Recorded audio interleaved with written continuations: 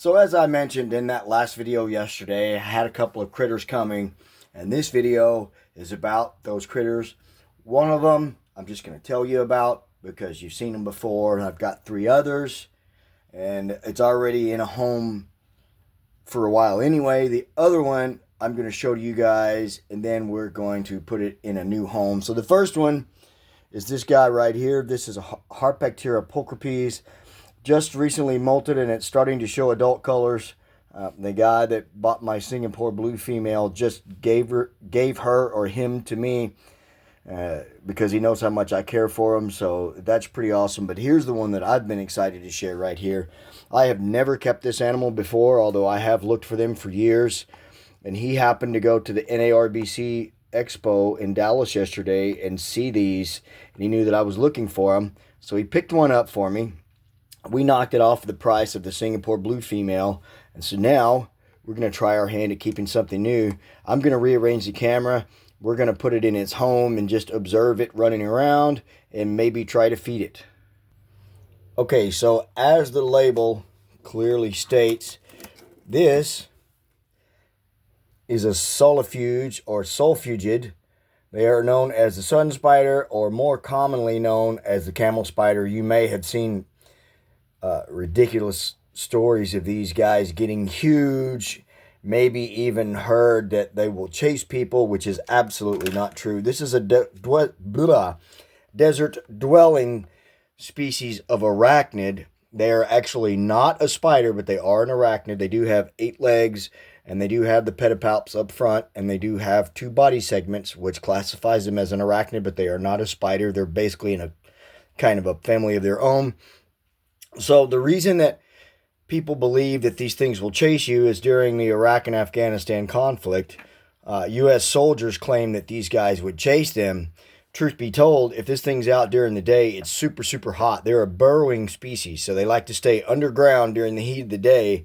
But if they're out during the day and they see a person, they see that shade, they're going to go to that shade. So naturally, if you move away, they're going to keep following that shade, which is where the stories that they chase people comes from. And they don't get near as big as people say. They only get a few inches. And these guys are really fascinating in the fact that you see those pedipalps there, those 2 appendages up front with those dark tips on them. They actually have a specialized organ that is like a suction cup on each one of those. When they detect prey, they reach out with those suction cups, grab a hold of it, and then use those giant scissor-like mandibles to slice and dice the prey up while it is still alive. So hopefully we'll get to observe some of that. I didn't have the absolute ideal setup that I needed for this guy, but as I go on later, I will try to get what I need to put in here for it. But like I said, they are a desert species, so I've got some of my Terra Aranya. They're also burrowing, so I've got some of my Terra Aranya substrate, which holds they're quite defensive, as you can see. That thing keeps biting at the tongs. It doesn't want to come out of there. I've got my Terra Aranya substrate that will hold a burrow, and then I've got some sand on top because of the fact that they are a desert species. I did observe this guy yesterday while I was talking with my buddy. I did observe it excavating some substrate. They're little bulldozers. So it will hopefully pretty soon dig itself a nice big burrow. And hopefully, apparently these guys are kind of notoriously hard to keep in captivity. So hopefully I can be successful at keeping it alive. You will have noticed by the price tag, it's minimal risk at $15. I mean, if it dies, at least I tried, and I finally kept another critter that I've been wanting to keep. So now I'm going to put a roach in, and we'll see how it reacts to that. And as I said that, it started burrowing itself, and as soon as I started recording, oh, there we go. These guys are little bitty bulldozers, man. They'll use those front legs and those pedipalps to dig all that substrate out, and then use those giant mandibles and bulldoze it up and out of the hole. We'll watch for just a little bit and see if it will demonstrate some of that activity. And in the meantime, I'll kind of get the roach ready to go. Maybe it will eat for us. Maybe it won't. I don't know. You can see it's already doing some digging, but I haven't seen it doing the shoving the dirt up out of the whole thing yet.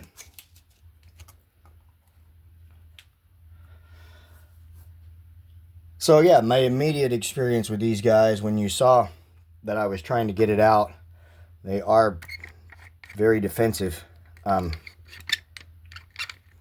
when it comes to that. And try to give you a better angle of this guy doing all that digging. Pretty fascinating creatures, if you ask. There we go. All right, so let's throw the roach in and see what happens.